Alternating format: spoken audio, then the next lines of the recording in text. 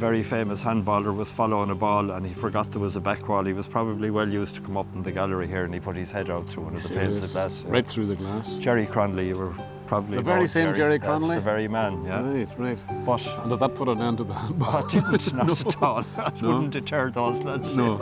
Tell us what your achievement Of course, the hurling and football. Yeah, I won 4 Connacht championships, about 35 county championships, and an All-Ireland junior doubles. Okay.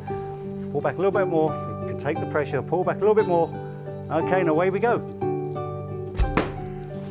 Pink balloon. Dead.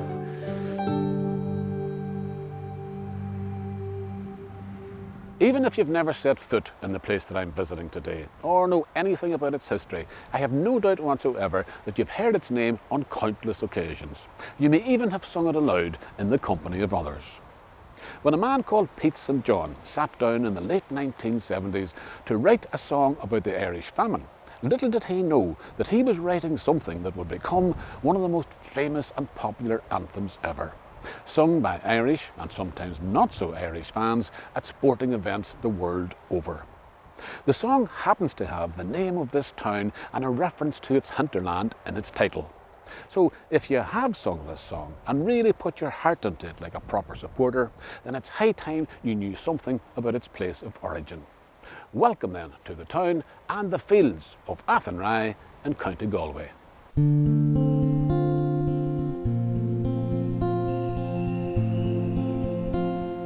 It might be the fame derived from Pete St. John's song about the 19th century famine that attracts many visitors to this area in the first instance, but having arrived at Athenry, those visitors may be somewhat surprised, but equally delighted, I would imagine, to find themselves wandering the streets of a medieval town, because Athenry retains much of the fabric and feel of its 13th century Anglo-Norman origins. Some 70% of the walls enclosing the town, founded about 1240 by Mylor de Birmingham, remain intact. The same man also built the formidable Athenry Castle, beautifully restored in recent years and maintained by the Office of Public Works. And just beyond the curtain walls of the castle, the River Clarine wends its way towards the atmospheric ruins of the Dominican Abbey, wherein you'll find the final resting place of Mylor, along with generations of de Birminghams who succeeded him. It was a ford across this river that gave us the name of the town. Athenry translates as the Ford of the King, a reference most likely to the surrounding kingdoms of Connacht, and in particular to the Omanian kings of Soan, whose territory this was before the westward thrust of the Anglo-Norman conquest. The streets of the town itself still conform to a medieval pattern that converges onto a market square, in which you'll find the remains of a unique 15th century market cross, still occupying the site in which it was first located some 600 years ago.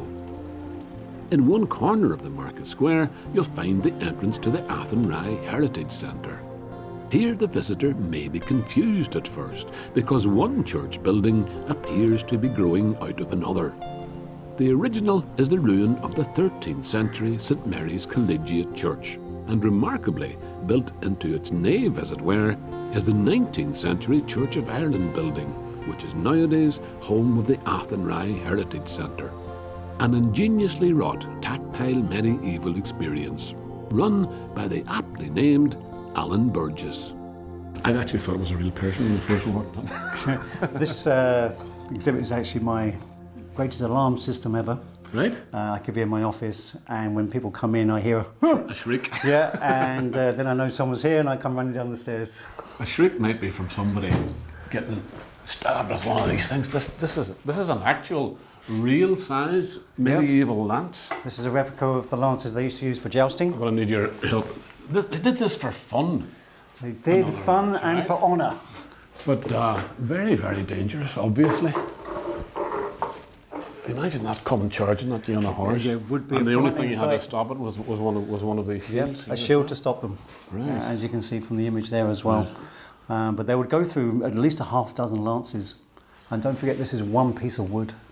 All one single piece. One piece of wood. which could be destroyed in 30 seconds. So a whole forest doesn't have to be Yeah, to grown. be done. Yeah, it was an industry in itself. Right, okay. Coming in. Onwards and onwards.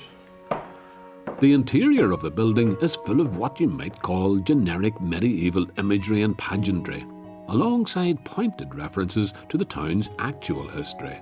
But before visitors enrobe themselves in the latest 13th century fashions and take up arms, they might first of all enjoy a wander through the streets of the scale model that depicts the walled town of Athenry as it would have appeared about 700 years ago. This is where we are now. Yeah, we're based in the church. Right, I was saying too earlier on, I was looking for a tower, but of course the spire belongs to the 19th century, and this is way back in the 1300s. And you imagine a lot of these would be fields that were actually cultivated inside the walls. Would that be There the were, case? you're thinking about also, you've got to think that Athenry also might have had sort of bigger notions for itself, Yes. where they thought a lot of people were going to come and live here, sort of a medieval Celtic tiger. But you can see where most of the houses are, they're up the north end of the town. Yes. For obvious reasons, you're closer to the castle. But yes, if you think of the fields within, it's a self-sufficient town as well. But we have not only the town walls, we have the towers, we have the gates, but also we have quite a fantastic moat as well that surrounded the town, which was fed by the River Clarine. So the water would have been redirected from the River Clarine, in other words, would have been, around yeah. the walls. Yeah. And then you have the river running more or less right through the town. through the centre of it. And what you're looking at today is a river that's sort of been re-altered, restructured. It was a much fast-flowing and wider river in its time. Right.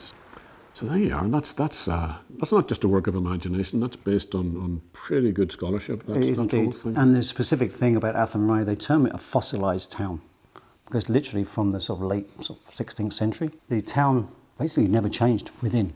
Okay, so this medieval street plan that you're looking at here is the same one outside. So literally fossilised. It just stayed as it was It at did. that time. Yeah. Right. Onwards with a tour through the twisting alley-like streets, which are interrupted by throne rooms, dungeons, armament displays, and quite a lot of gory stuff that isn't quite as gratuitous as you might at first think. These rather grisly effigies refer to the outcome of the Second Battle of Athenry in the year 1316. A savage encounter in which the forces of Richard de Birmingham and William Leat de Burgh inflicted a crushing defeat on the Connacht King Phelim O'Connor and Tadhg O'Kelly, King of the Emania. Their severed heads are actually depicted in pretty graphic detail on the centuries-old official town seal. This is what happened to them after the Battle of Athenry. Right, this is the seal. It is and indeed. this is the mace. Well, I should say these are exact replicas. We do. This is why you're holding them. Right, I'm allowed to hold these. We are indeed. Although they look absolutely authentic. And you have the real ones, the actual mace and seal, and here under glass. We do. The town is very lucky to have these, and we're actually the guardians of these. And these two exhibits are the finest examples of their kind in Ireland. If they'd been in any other material, I don't think they would have survived. These would have been made when originally? Have you any idea? These are at least the 14th century. Yes, in the 14th century, beheading your defeated enemy was par for the course. And this is how those Norman knights would have set out to do just that. Well, they would have been on horseback, perhaps, and maybe fiercer looking and taller, and less inclined to make their enemies laugh their heads off. How anybody could fight a battle wearing all this gear, I do not know. But this was to protect themselves, obviously, wasn't it, mostly? This is the ultimate in basically medieval warfare. You're talking about maybe 35 kilos in weight. Yes. Okay, you can start to feel it already. I do. And Yeah. I'll tell you what the heaviest thing is, the helmet. Yep. Because you're afraid to move your head in case the thing falls off for a start off. But this is to me nose guard. Yeah, your nose guard helmet with your coif, which is just the headpiece of chainmail. So you're not actually wearing the complete chainmail suit. Right. Okay, actually you're just wearing like a jacket with plate mail stitched on. Right, okay. Okay. But this will stop a lot of things. This will stop most things that you don't want to be hurt with. Right, I'm going to have to take something off because you're also going to teach me how to do a bit of medieval archery as well. Indeed. You're great archery people in this town altogether. We do, yeah. There's a serious kind of archery club, isn't that the case as well? We have Athenry Archery Club. We have some All-Ireland champions. Right. And I think you're going to meet two of those tomorrow. Perhaps it's something to do with the medieval character of this town, but it's a fact that everyone I met on my visit is an expert at archery. It must be the archery capital of Ireland. Alan himself is a qualified instructor and assures me that those pesky balloons that have been threatening my territory are about to get their comeuppance, as long as I hold my nerve and do exactly as he commands. Same height as my shoulder? Yeah, level, and then you're going to pull back to the side of your face here. Okay. Pull back a little bit more. You can take the pressure. Pull back a little bit more. Okay, and away we go. Pink balloon. Dead. While I fend off an army of rampaging balloons, my troops are pumping iron in readiness for our next encounter. Athenry's octogenarian weightlifting champion, when we come back.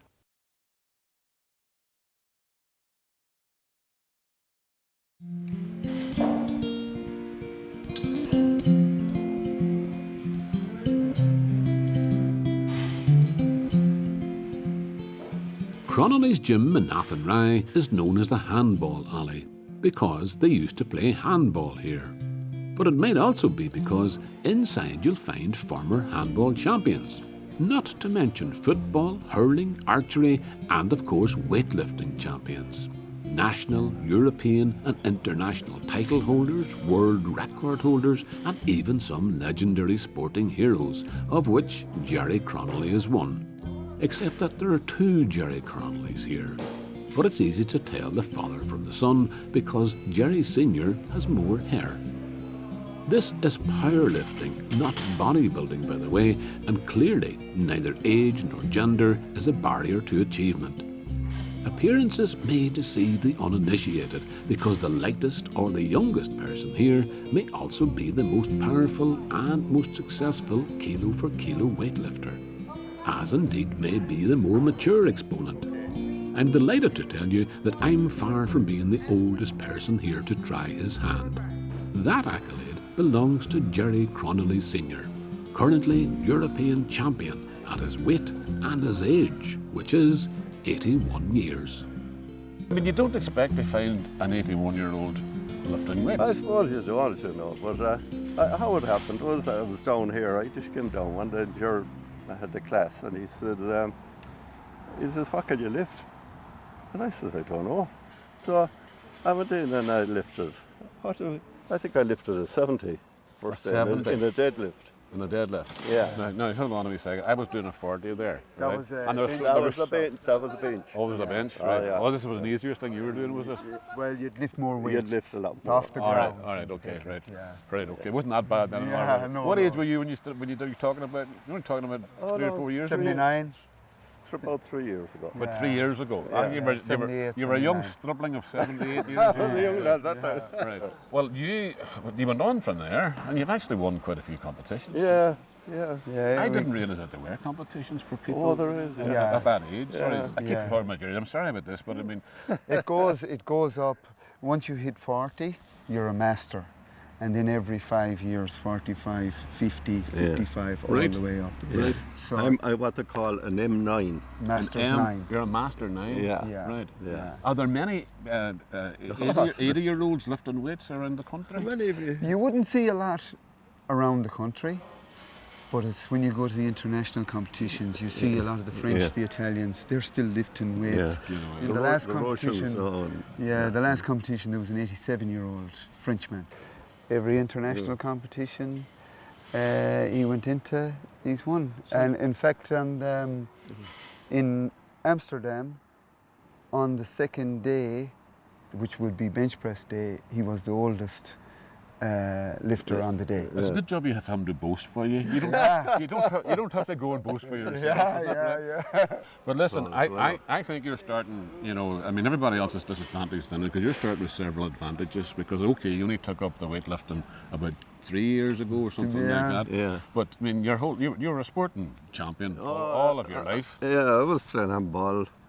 What else? And look, I love the way the modest way he puts it. Yeah, I was playing handball. Tell us what your Of achievements course, in the hurling handball and the were. football. Yeah, I won 4 Connacht championships, about 35 county championships, and an All-Ireland junior doubles. So you were, without any question, one of the best, if not the best I handball wasn't. player in the country. I met the world champion, Pat Kirby, All right. and that put an end to that.